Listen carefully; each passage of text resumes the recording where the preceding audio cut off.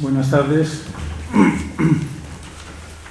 Por respeto a los presentes y por cumplir con el horario y que cada uno pueda llegar a su casa a la hora prevista según el programa establecido para este ciclo de conferencias, vamos a dar comienzo a la sesión de hoy. Es la segunda sesión del ciclo de conferencias conmemorativo de los 100 años de Jesús Martínez. La semana pasada pudimos disfrutar de una conferencia extraordinaria de Ángel Villa sobre los yacimientos arqueológicos del municipio de Navia, y hoy vamos a contar con una persona brillantísima, por mí muy querida, a la que creo que tanto profesionalmente como humanamente conozco suficientemente, y que nos va a hablar de qué murió Quevedo, sobre el libro Quevedo y la medicina del doctor Jesús Martínez Fernández. El ponente es, como ya todos sabrán por el programa, Fernando Vázquez Valdés. Fernando Vázquez Valdés, que es catedrático en microbiología de la Universidad de Oviedo, es miembro de número de la Real Academia de Medicina del Principado y es director del Laboratorio de Medicina de Luca. Así que es una persona que está situada profesionalmente en un punto clave de nuestro sistema sanitario. Un comentario preliminar y unas palabras de presentación. El comentario preliminar tiene que ver con el humanismo médico y el médico humanista, esta tarde muy al caso desde mi punto de vista. El humanismo médico se relaciona, según mi entender, con un instinto de saber por parte del profesional de la medicina con gran amplitud de visión, ingénito y derivado de preferencias asimiladas en su formación intelectual. Y eso no cabe entenderlo, como a veces se dice, con un esparcimiento, con un lujo ni un refinamiento de estudiosos que tienen tiempo para gastarlo en satisfacciones espirituales. No se corresponde, tal como Lain remarcó en su última lección académica, con esas materias exquisitas e inútiles que los positivistas alemanes nombraron despectivamente como disciplinas orquídeas o saberes ornamentales. En nuestra profesión, debemos recalcar, consistiría en que cada uno sea más cosas de lo que es, en cultivar disciplinas diferentes, en que el médico extienda su discurso fuera de lo que es su obligación hacia otras obligaciones. En otras palabras, en atender conocimientos adicionales que pueden situarse en torno a nuestras responsabilidades inmediatas y con ello conferirles una visión peculiar del mundo. Es ser un diletante, en el sentido que se declaraba Pío Baroja, de curioso de la cultura. Pues bien, hoy nos honramos y el RIDEA se honra con la presencia en esta sala de un médico humanista distinguido, quizá con dos o tres, en mi parecer, de los más notables hoy en día en nuestra región, y que continúa la tradición de grandes médicos humanistas que hubo en Asturias a lo largo de las últimas décadas, y diría que de todo el pasado siglo, que médicos humanistas en Asturias los hubo siempre, pero yo lo incluiría en la tradición de José Ramón Tolívar, de Melquiades Cabal, de Joaquín Fernández, de César Fernández, una persona poco conocida pero con una obra importante y desde luego un médico humanista pleno. Lo incluiría también en la misma línea o trayectoria de trabajo que el catedrático de cirugía y miembro de número de esta corporación, Enrique Martínez, ¿no? Son un grupo de médicos admirables que con su trabajo están dejando huella imperecedera de lo que es la medicina, de lo que es la historia de la medicina y lo que es el saber médico a lo largo de los años, lo que ha sido el saber médico y el conocimiento del saber médico aquí en Asturias. Puede que para quienes estamos hoy aquí el detalle del currículum vitae del profesor Fernando Vázquez es innecesario, pero bueno, ya decía que es director del Laboratorio de Medicina de Luca, es catedrático en microbiología en nuestra universidad y es miembro de número de la Real Academia de Medicina. Bajo esos tres marbetes cabe una ingente y variada relación de méritos que voy a evitar enumerar, pero que la conforman 6 sexenios de investigación, un sexenio de transferencia de conocimiento, 6 tramos de docencia, más de 200 publicaciones en revistas indexadas. Es miembro de sociedades científicas variadas, de un número importante de sociedades científicas o profesionales importantes, y también de alguna asociación que tiene que ver con la literatura y con el humanismo y con el conocimiento del saber médico. Por ejemplo, es miembro de The Friends of José Luis Borges Worldwide Society, ¿no? Que es una cosa muy chocante y que tiene que ser para él enormemente satisfactoria por la afición que tiene a la literatura y por el conocimiento que tiene de Borges, lo mismo que de Shakespeare, que es un especialista en Shakespeare. Hay que reconocerlo así, y de hecho en su discurso de ingreso en la Real Academia de Medicina dio un discurso sobre Shakespeare verdaderamente memorable, importante. Ha estado en el extranjero, ha tenido diferentes estancias en el extranjero y, como digo, tiene publicaciones numerosas, ha dirigido grupos de trabajo, ha dirigido tesis, trabajos de fin de grado, es un gran líder de equipos y tiene méritos que me voy a saltar porque son tan numerosos que no quiero que perdamos el tiempo en encumbrar su enorme y meritoria trayectoria profesional para perder tiempo de lo que pueda ser el tema con el que nos va a distraer hoy y con el que nos va a leccionar esta tarde. Por mi parte, Fernando, tienes la palabra. Te agradezco personalmente que estés aquí hoy. Te agradezco tu compromiso, la generosidad que has tenido desde el primer momento en responder a mi propuesta, y esperamos tus palabras para que nos alecciones un poco sobre quién era Quevedo, cuáles fueron las causas de la muerte de Quevedo y quiénes fueron, pues, desde tu punto de vista, los estudiosos relevantes de la patología que afectó a Quevedo a lo largo de su vida. Mil gracias y adelante. Me voy a sentar ahí y tienes la palabra. Bueno, en primer lugar, pues dar las gracias a... ¿Se oye bien? No. ¿No? ¿Se oye ahora? Sí. Vale. Voy a acercarlo. Bueno, en primer lugar, pues dar las gracias al doctor Venancio Martínez, porque para mí es un honor que me haya invitado a participar en este centenario de su padre. Es un poco abrumador y estoy un poco nervioso ahora con todo lo que ha dicho de mí, porque, bueno, voy a empezar. Voy a decir desde el principio que yo no soy un experto ni en la obra ni en la vida del doctor Jesús Martínez, ni en Quevedo. Voy a explicar por qué llevé a Quevedo y por qué estoy aquí, claro. Yo llegué a Quevedo a través de como ha dicho Venancio, el estudio, pues, fundamentalmente de Shakespeare, y en aquella época fundamentalmente la sífilis, lo que en aquella época se llamaba el mal francés. En este tomo que tienen ustedes ahí, que está en internet, pues hablo de la sífilis en Shakespeare, pero también en el Siglo de Oro. Y obviamente en el Siglo de Oro pues nos encontramos a Quevedo. Por lo tanto, eso es como llegué, y luego explicaré cómo llegué al libro del padre de Venancio. Unos apuntes sobre la España que vivía Quevedo en ese momento, que son los reinados de Felipe III y su hijo Felipe IV.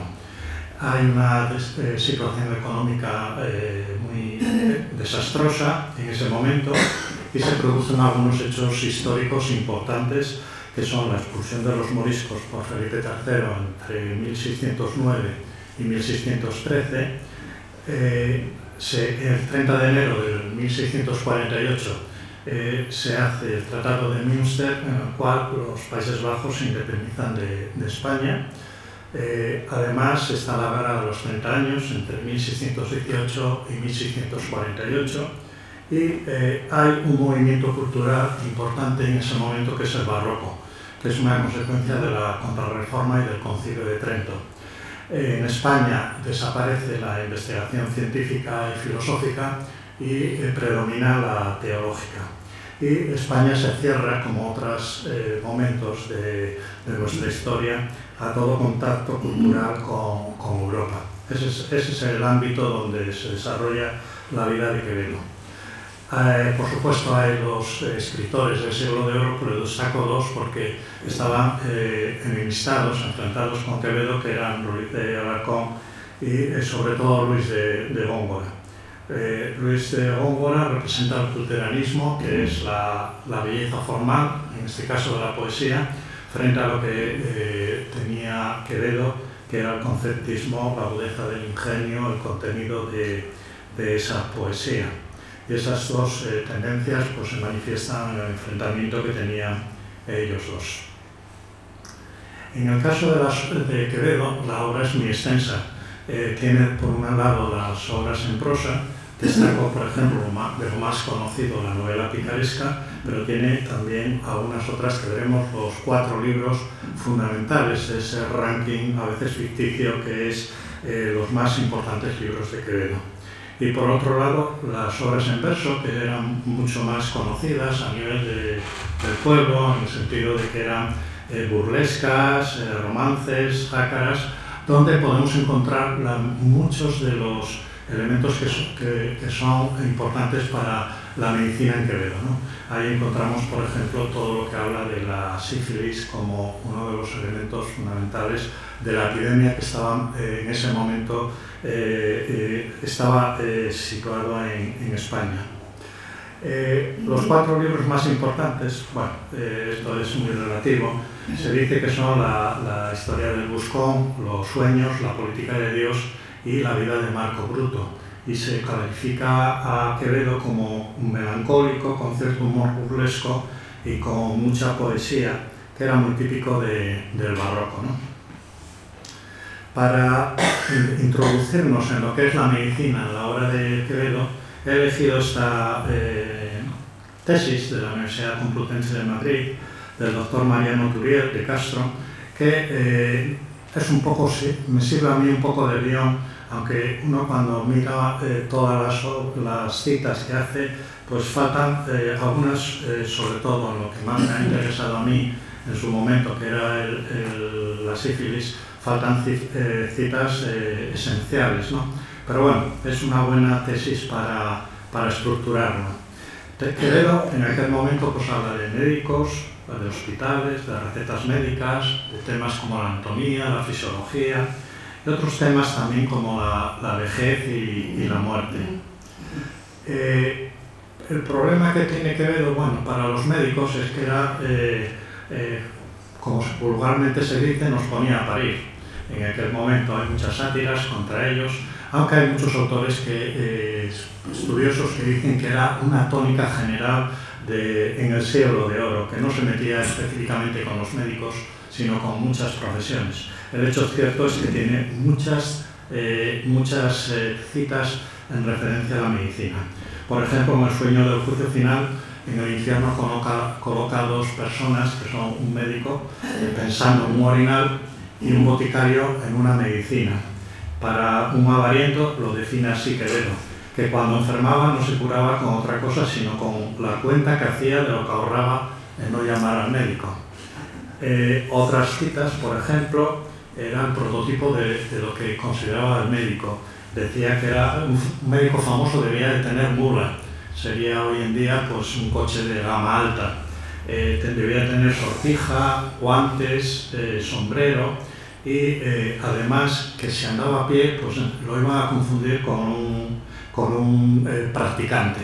Es decir, que está continuamente con pullas a la medicina.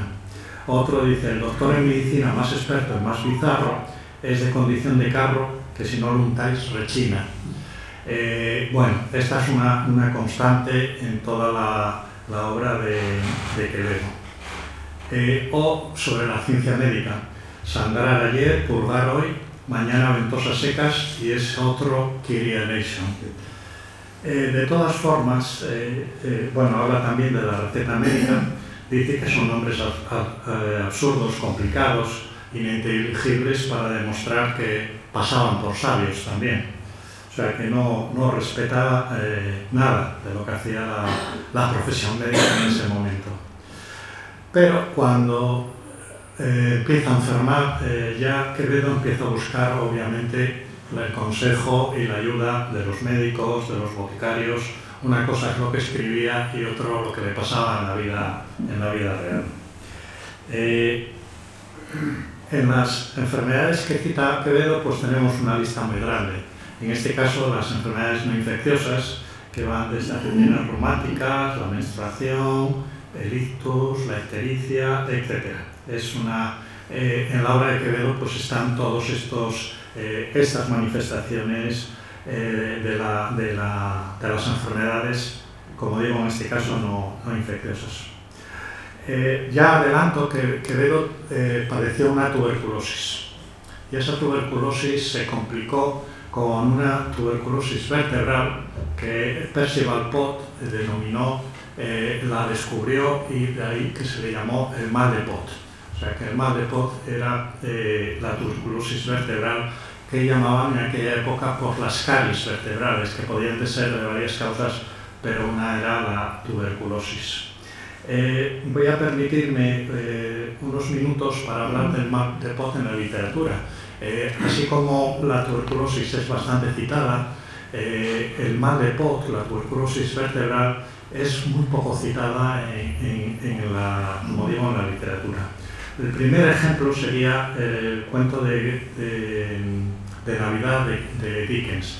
Dickens pasaba por una época de penuria económica y lo hizo muy rápidamente esta obra. Entonces, en la obra, Scrooge, que es el protagonista, tiene un empleado que es Bob, que tiene a su vez un hijo pequeño, Tim, que parece que está enfermo de una enfermedad que podría ser el mal de Pott, aunque no está claro, porque cuando los ayuda finalmente y se convierte en una persona bondadosa, este niño se recupera.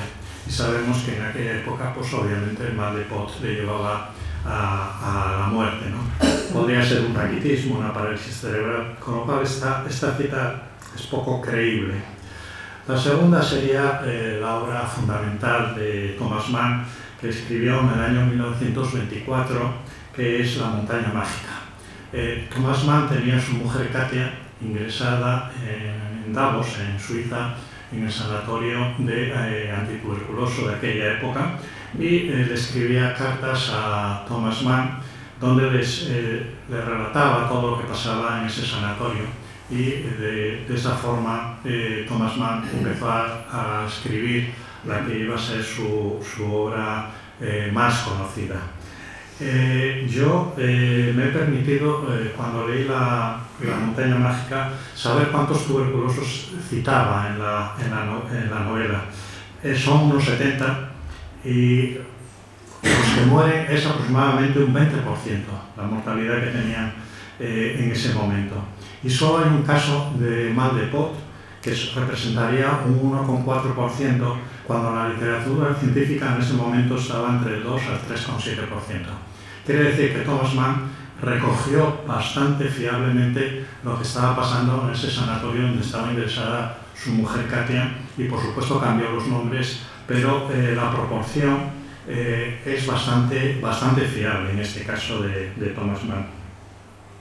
Un escritor poco conocido es el Premio Nobel de Literatura, Roger Martin Digard, escritor francés, que escribió una obra monumental que son los Thibault, que son 8 volúmenes desde 1922 a 1929.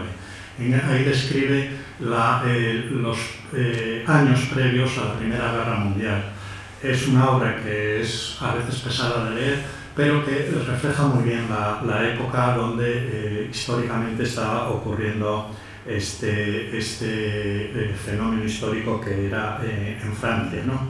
En esa obra, el doctor Thibault, que es el protagonista, comenta el caso de una chica que tiene mal de Pott y dice: habría que intentar cuanto antes el único remedio posible, encerrarla en un corsé de escayola durante meses, durante años y tal vez, puntos suspensivos, durante toda su vida.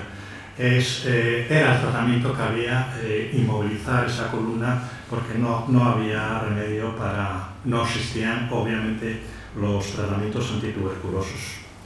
Quizá el que más une la ficción con la realidad es el escritor rumano Max Blecher. Blecher escribió su obra Corazones cicatrizados, que no deja de ser la montaña mágica del mal de Pot. Blecher padeció la enfermedad, el mal de Pot, y obviamente pasó por todas las fases que había de la medicina de su tiempo.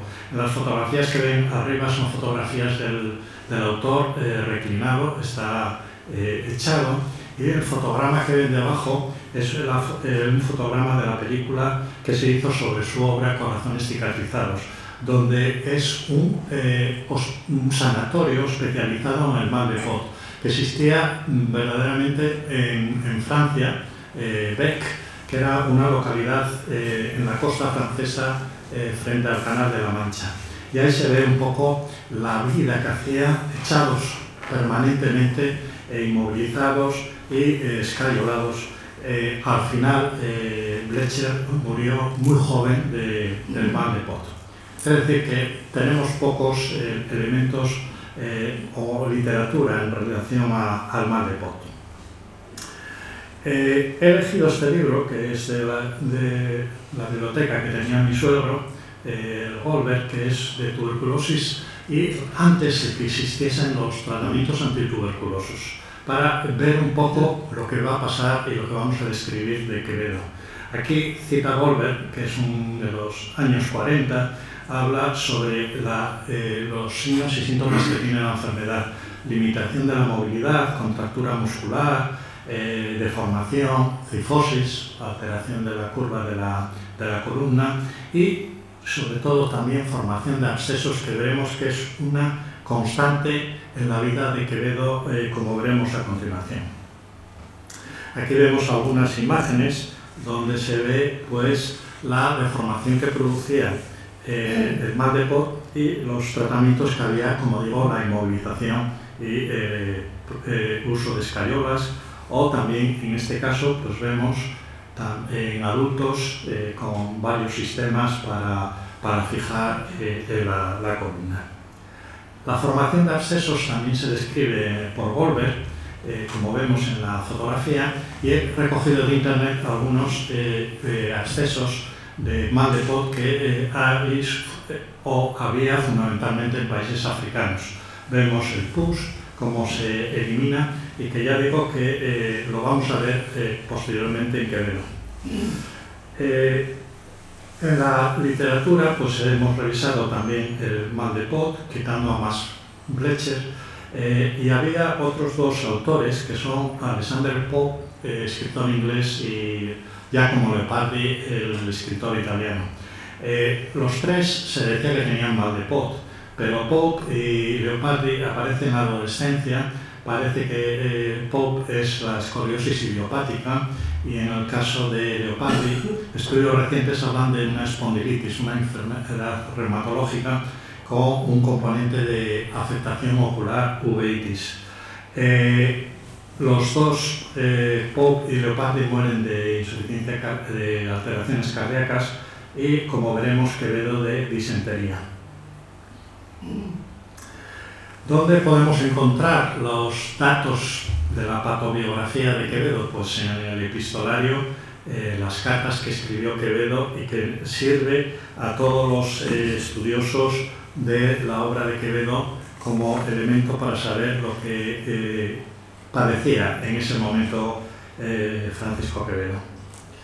Y llegamos al tema de hoy, que es el libro del doctor Jesús Martínez, que es que él llamó Quevedo y la medicina. Está escrito, impreso en Luarca, el 16 de julio de 1997, festividad de Nuestra Señora del Carmen. Llamo la atención sobre esta fecha porque a mí me parece asombroso la capacidad que ha tenido el doctor Martínez y la la sabiduría para saber o llegar al diagnóstico de lo que padecía Quevedo. El libro tiene una serie de capítulos y uno de ellos fundamental es la enfermedad que padecía Quevedo. Estamos hablando de una época en donde no había internet y esto es muy importante para encontrar las fuentes que permitió al doctor Martínez llegar a esa conclusión que puso patas arriba el diagnóstico de la enfermedad de Quevedo. Uno de los máximos especialistas, quizá el más importante, sobre la obra y la vida de Quevedo es James Crosby, que se murió en el año 2020. Él escribió sobre la literatura de Quevedo y obviamente sobre la vida. Pido perdón porque es la única fotografía que he encontrado en internet y la he ampliado del libro que viene en la parte de abajo. Me llama la atención que en un país como España dedique tan poco, sea tan descuidado con sus hombres ilustres como fue Quevedo, como veremos luego, y a gente que ha estudiado, en este caso, pues la literatura española. Pero no hay nada en internet sobre Crosby y me llama la atención poderosamente. Crosby escribió en una revista de la Johns Hopkins, que es la MLN, en el año 2000, de qué murió Quevedo, diario de una enfermedad mortal, que es lo que nos va a ocupar a continuación, y voy a seguir el planteamiento que hace Crosby, siguiendo, como veremos también, lo que el doctor Jesús Martínez llegó a la conclusión en su libro. Resalto algunas cosas. En la introducción dice Crosby en este artículo: los amigos y los años me han invitado a abrir otra puerta, la localización de los materiales. Aquí está dando entrada ya a lo que va a decir posteriormente del libro del doctor Martínez. Habla de las cartas que escribe Quevedo y de los síntomas que aparecen de la enfermedad que tiene. Y dice que hace falta cumplir con una obligación profesional en la presentación de la investigación literaria e histórica. Leo textualmente: la de reconocer explícitamente a los investigadores que nos han precedido y de cuyas aportaciones nos hemos beneficiado.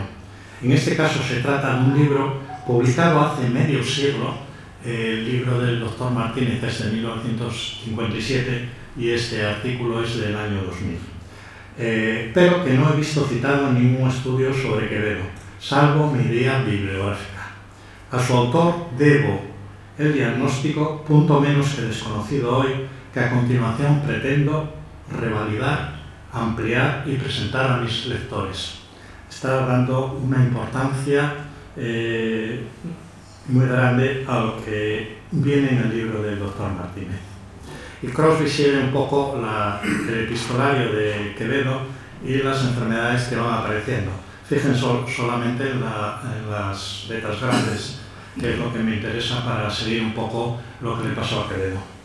Dice que hay dos enfermedades graves entre 1602 y 1604. No está claramente definido cuáles fueron, pero él estaba ya pálido y debilitado. Parece que no podría ser una tuberculosis todavía, porque posteriormente veremos que es sobre 1622 cuando podemos datar un poco el inicio de esa enfermedad. A partir de 1636 tiene graves problemas de salud. Ya no está con el humor habitual que tiene Quevedo. Y dice: suplico a vuesa merced alegrarse de mi resurrección, que así la llamo yo. Es una constante en estos últimos años de la vida de Quevedo el que empieza a tener un quebranto de su salud y momentáneas mejorías que son en tiempo muy cortas. A partir de 1636 empieza a manifestarse la enfermedad. Primero tiene unas calenturas, unas fiebres que se etiquetan de tercianas, malignas, que era como se llamaba en aquella época también a la malaria, al paludismo que había en España. Es unas fiebres que se trata de bacilo tuberculoso, que se produce un paso a sangre y posteriormente pues va a estar el mal de Pot a nivel vertebral.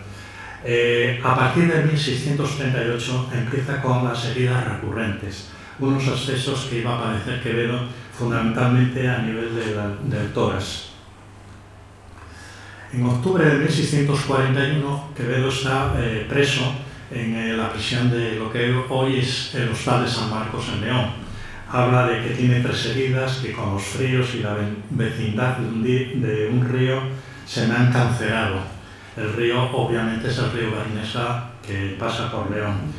Está hablando otra vez de sus abscesos y habla de la palabra cancerado, volveremos a ello. Y que dice que por falta de un cirujano pues tiene que utilizarlo él con sus manos.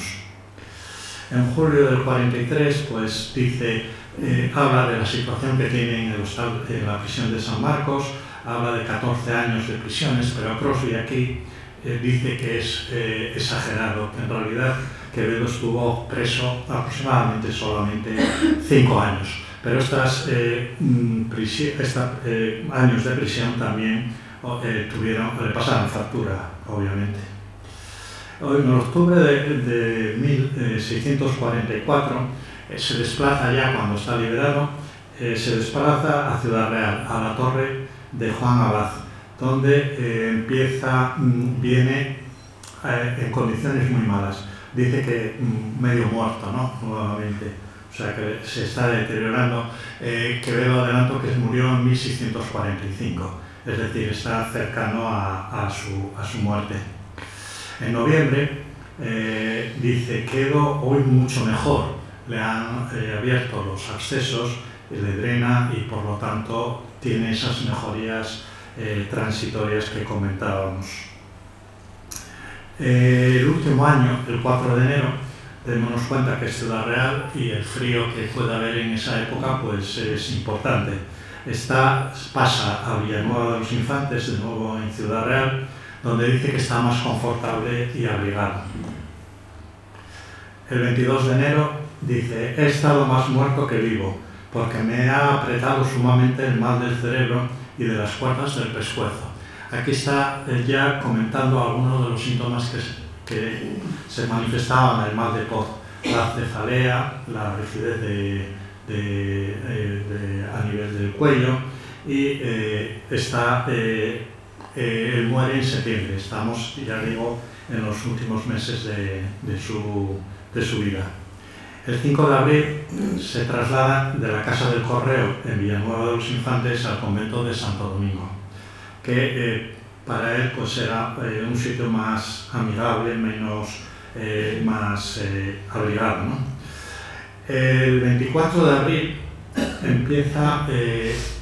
comenta en la carta que el 6 de febrero el impresor madrileño Pedro Coello le regala unos regalos muy caros que venían obviamente del Nuevo Mundo: el tabaco y los bollos de chocolate.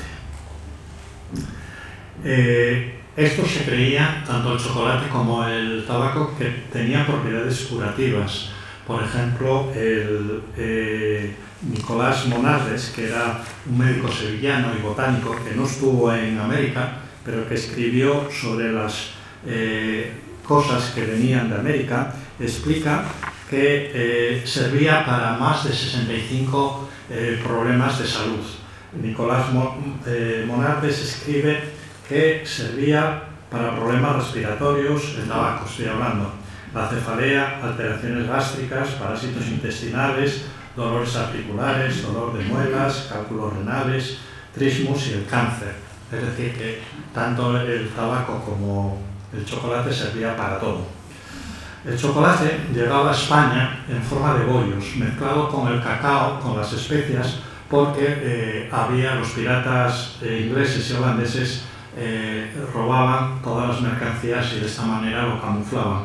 Y es la forma en que lo consumió Quevedo, y con las propiedades curativas que he comentado previamente.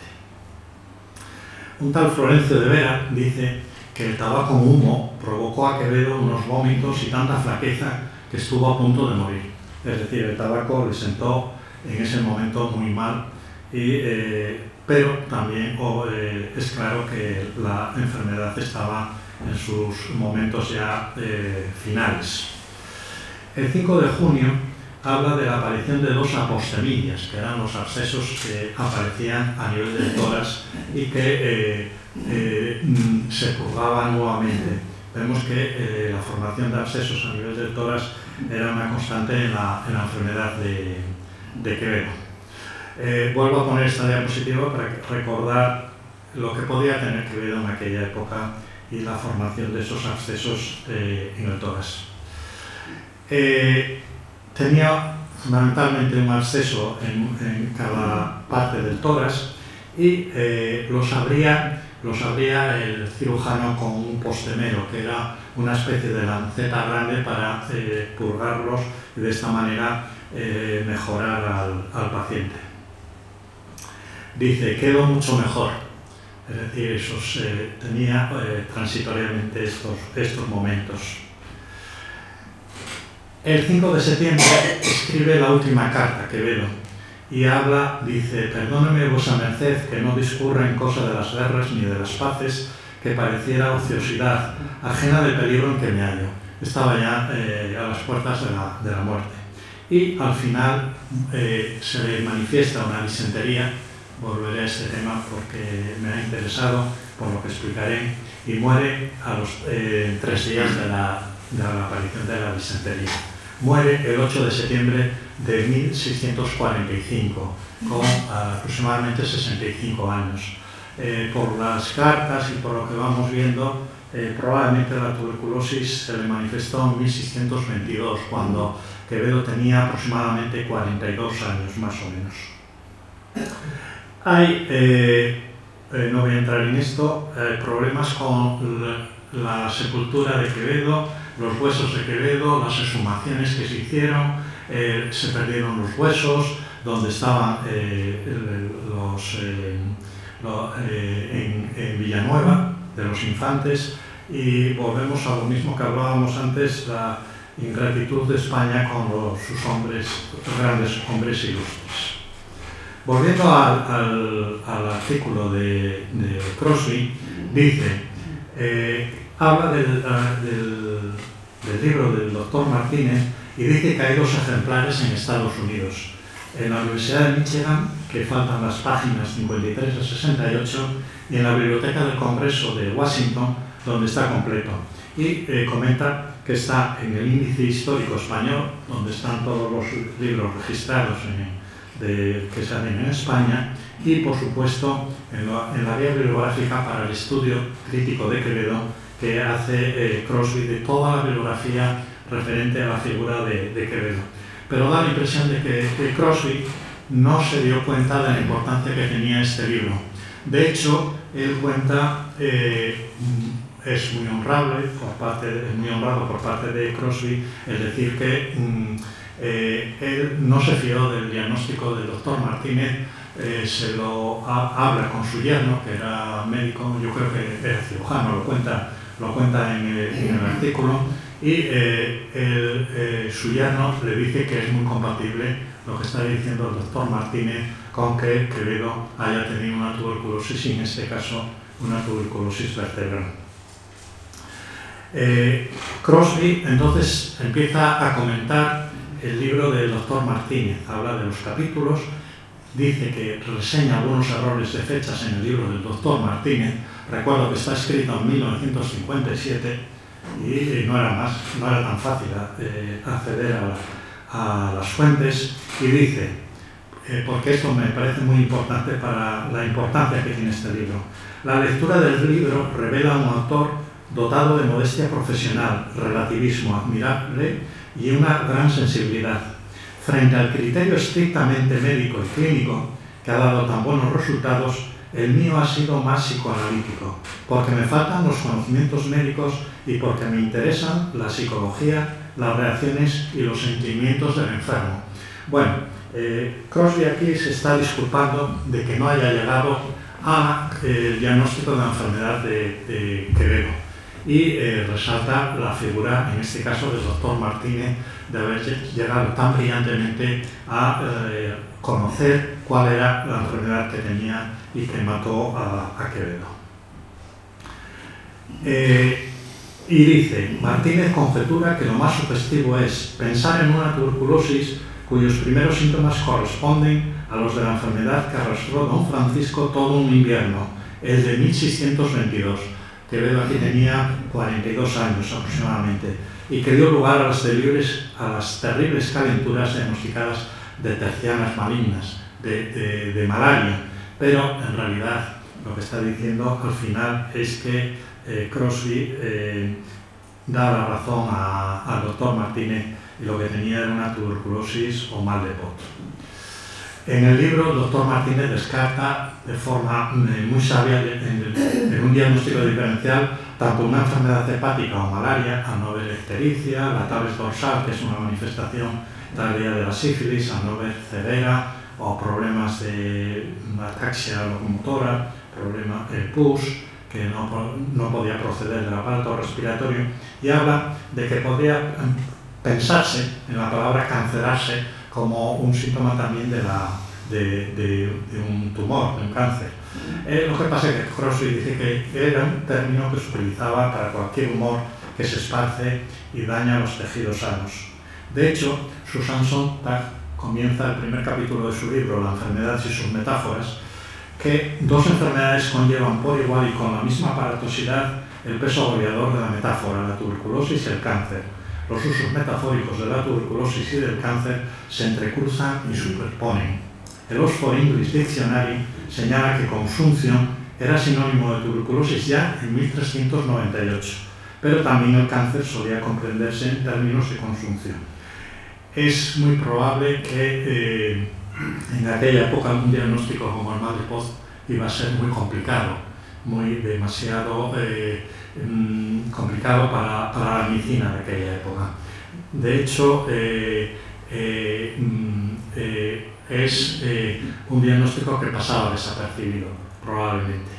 Crosby al final finaliza con el libro del doctor Martínez haciendo una fase previa de paso a sangre del bacilo tuberculoso con las calenturas, y luego una fase de afectación vertebral que tenía parálisis parcial de los brazos, la rigidez de nuca que contaba Quevedo, la cefalea que contaba Quevedo, y sobre todo los abscesos que se drenaban en varias ocasiones. Y después, 3 días después de la disentería, Quevedo se muere. Hasta aquí el diagnóstico del doctor Martínez y de Crosby. Pero yo me fijé en un detalle, y aquí empieza mi hipótesis, que es esa disentería que tuvo finalmente Quevedo. En aquella época, como decía, había muchas enfermedades infecciosas en España: la peste, la viruela, la malaria, como decía, el mal francés o la sífilis, y había también esputos de sangre, que es la tisis, la tuberculosis. Cuando es una infección tuberculosa pulmonar, bueno, podría la medicina de aquel tiempo pensar o distinguir esa entidad que obviamente no se sabía producida por el Mycobacterium tuberculosis. Pero la disentería, yo, como digo, me quedé un poco diciendo ¿qué tipo de disentería tuvo Quevedo? En aquella época se llamaban cámaras.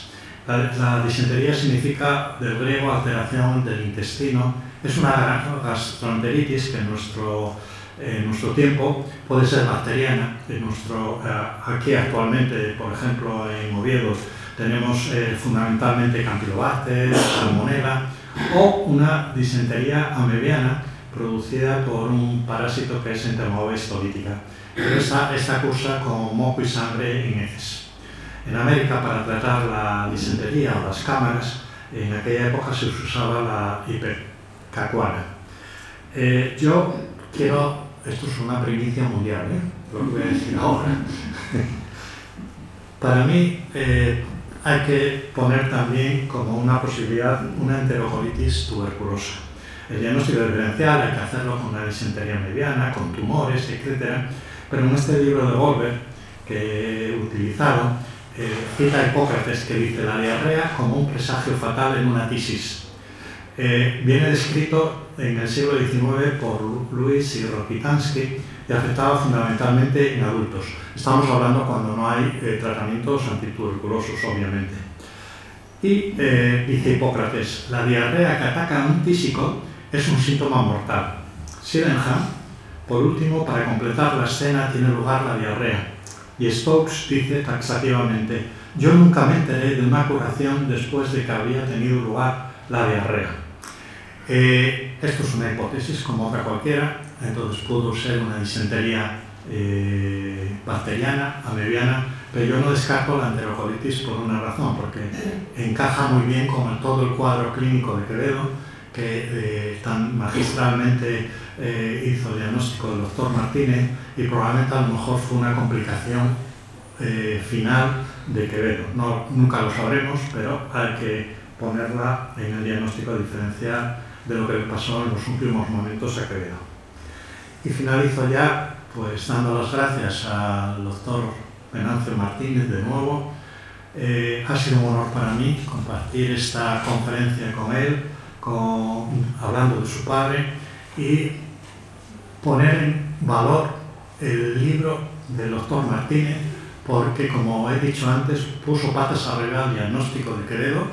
Hoy en día ya el doctor Martínez está en la historia de la patobiografía de Quevedo, para mí, y Crosby así lo reconoce en este artículo que he citado. Y muchas gracias por su atención y nada más.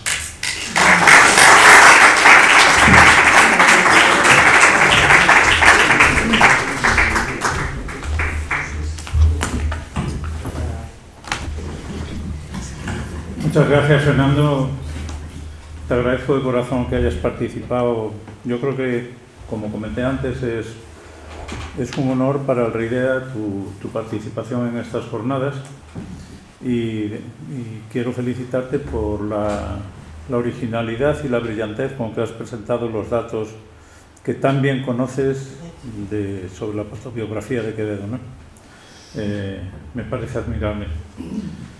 Y después, pues, en fin, me conmueve profundamente el que un libro escrito en el año 57, sin salir de nadie, exclusivamente a través de cartas y cartas, escribiendo los archivos, pidiendo la opinión de expertos y todo eso, se haya elaborado, y que se haya escrito sobre él en el año 2000, y que hoy estemos aquí hablando de ese libro y de la trascendencia que pudo tener y la originalidad que pudo tener la hipótesis de trabajo, la idea de trabajo de mi padre, que era, los que lo conocieron lo saben, era un hombre extraordinariamente original.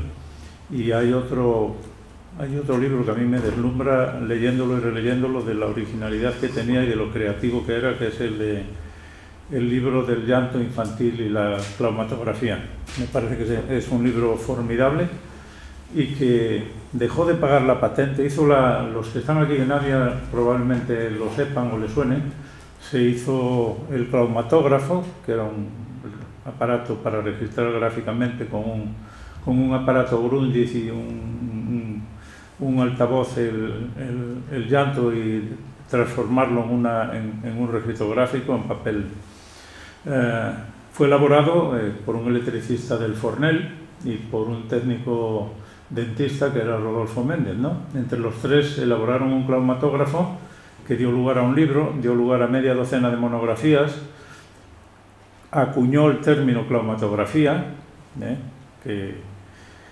que se sigue utilizando en la pediatría, y lo patentó. Dejó de pagar la patente en los años 70, y resulta que a finales de los 70 dejó de pagar la patente, porque en el libro se plantea un diagnóstico diferencial por el llanto de diferentes enfermedades.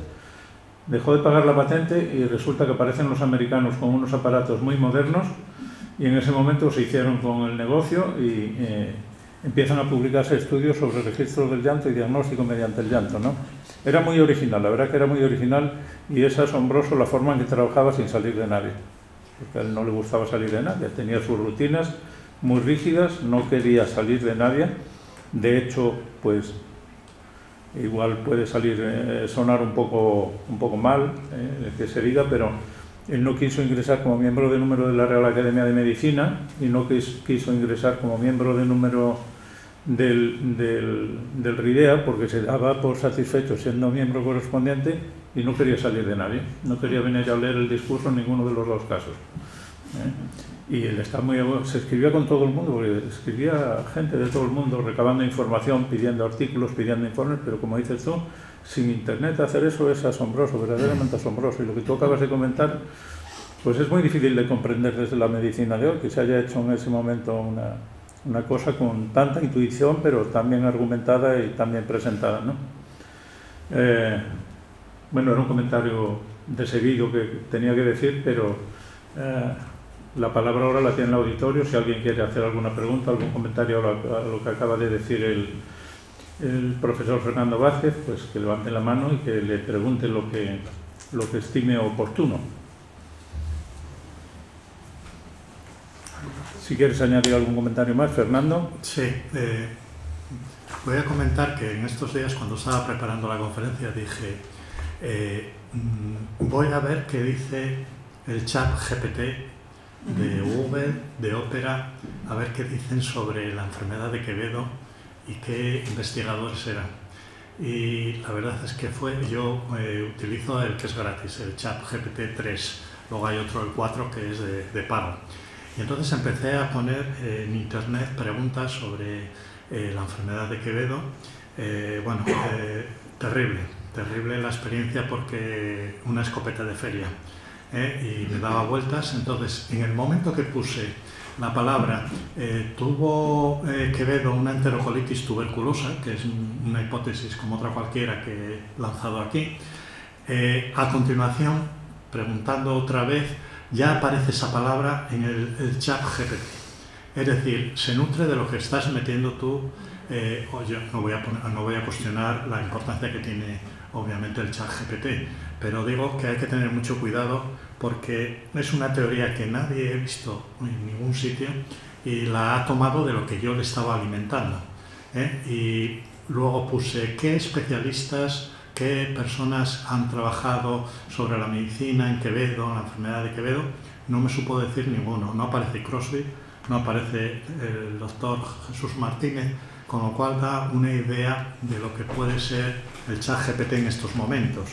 Y, curiosamente, en el último número de una revista que leemos bastante en enfermedades infecciosas, que es la Clinical Infectious Diseases, que es una revista de las más punteras, hay una evaluación del chatbot Artificial Intelligence que habla sobre si acierta en el manejo de una sepsis, de una infección en la sangre.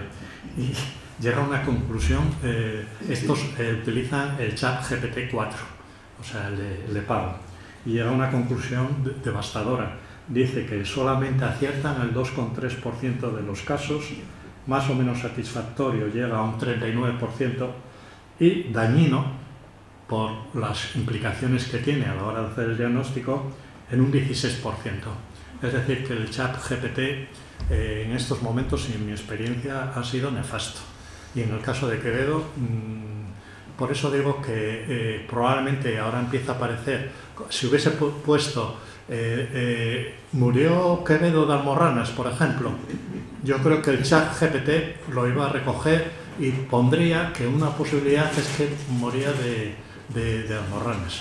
Por lo tanto, cuidado con esto, y desde luego no llega a las fuentes, porque hay que alimentarlo. Obviamente va a servir para muchas cosas, pero cuidado, y sobre todo en investigación científica, y lo que estábamos hablando antes, las tesis y todo esto, pues va a ser muy difícil de diferenciar una tesis hecha por una persona de algo que se lo ha hecho a través del ChatGPT. Pero el ChatGPT para Quevedo, un desastre. Bueno, en la próxima sesión veremos que tiene su utilidad, y vamos a poder escuchar una sesión seguro que muy bonita. Yo conozco la primera parte, no conozco la aplicación de la inteligencia artificial al estudio de la cara y de los rasgos faciales de Quevedo, pero va a ser una cosa muy interesante. Yo quería preguntar, aprovechando que estáis aquí infectólogos punteros en Asturias, 3. Está también aquí mi amigo Lobete, Paco Lobete. ¿Cuándo se diagnosticó, si lo sabéis, si tenéis información, el último mal de Pot en Asturias? Ni idea, no suena, ¿eh? No. Porque siempre se nos habló, en pediatría se nos hablaba que había que pensar en el mal de Pot, porque cuando yo llegué al hospital se veían tuberculosis pulmonares, alguna tuberculosis ósea, pero yo no recuerdo que se haya diagnosticado ningún mal de Pot en niños. No lo sabéis, no lo recordáis. No, porque yo creo que al buscar imágenes en internet, países de pocos recursos y donde probablemente a lo mejor no tienen acceso a los antituberculostáticos, porque al ser una complicación también de la tuberculosis, el diagnóstico es anterior, no lo sé. La verdad es que, como citaba ahí, en la literatura se habla sobre un 2% más o menos de todas las tuberculosis, pero yo creo que esos son datos antiguos, ¿no? La verdad es que no lo sé. Era un tema presente, Santiago Melón trabajó con ella, de Azucena Callejo, estaba muy obsesionada con la tuberculosis y siempre nos decía que no dejásemos de pensar en el mal de Pot cuando viéramos un niño con una tuberculosis seria, afectado o en riesgo de muerte, ¿no? Y después otra cosa que quería preguntarte es, ¿no se conserva ningún resto óseo fiable de Quevedo? Sí. ¿Y están estudiados? Están estudiados, pero yo creo que no se estudió, que yo sepa, no se estudió la muerte y si se podía estudiar el que Quevedo tuvo el mal de Pot. Pero hubo un problema, como comentaba, con los restos que se mezclaron, se sacaron, fue un desastre como explicaba. Pero yo no conozco ningún estudio que hayan hecho, hicieron el reconocimiento de que eran los huesos de Quevedo, pero no se hizo la detección de la enfermedad que tuvo Quevedo, que podría hacerse con los restos que hay, pero son parciales, no se conserva todo el esqueleto de Quevedo por lo que comentaba. ¿Alguien más quiere hacer algún comentario? Yo quería decirles algo. ¿Cuál es? Que me recuerden el título de la conferencia de hoy. El título de la conferencia de hoy es ¿De qué murió Quevedo?, sobre el libro Quevedo y la medicina del doctor Martínez Fernández. Gracias. Nada. Yo creo que se corresponde perfectamente lo expuesto con el título. Sí. Pues si no hay más cuestiones, Fernando, quería darte las gracias, la enhorabuena y en fin, escucharte siempre es un placer y es una lección de muchas cosas. Te aprecio mucho, te apreciamos mucho todos los que compartimos en algún momento responsabilidades profesionales contigo y no dejes de trabajar en este surco de la relación de la medicina con el pasado. Gracias por todo. A ti por permitirme estar en este homenaje de tu padre. Bueno, ya es la segunda vez que participas aquí, espero que sean muchas más. Espero que sean muchas más las que puedas venir a hablarnos de tus temas y de tus inquietudes al día. Gracias, Fernanda. A ti.